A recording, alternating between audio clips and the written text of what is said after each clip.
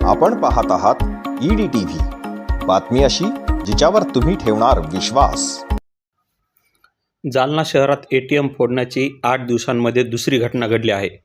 Chandanzira police ठाण्याच्या हद्दीमध्ये औद्योगिक वसाहतीत स्टेट बँक ऑफ इंडियाचे ATM 3 वाजेच्या सुमारास चोरट्यांनी फोडले आहे। सुमारे 7 ते 8 लाख रुपये यामधून पळून नेले आहेत। 8 दिवसांपूर्वी महावीर चौकातील ATM गॅस कटरच्या सहाय्याने कापून सर्व रक्कम लंपास केली होती। त्याच पद्धतीने आज पुन्हा हे ATM फोडले आहे। पैशाचे ट्रे देखील जशाला तसे पळविण्यात आले आहेत।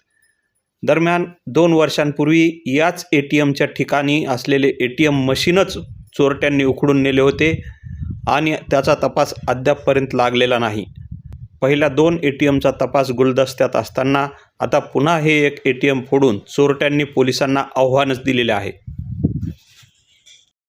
भर रस्त्यावर असलेले हे ATM मध्यरात्री फोडण्यात येत असल्यामुळे पोलिसांची गस्त असते का नाही यावर देखील आता प्रश्नचिन्ह निर्माण झाले आहे। Dilip Pohnerkar, EDTV news, Jalna.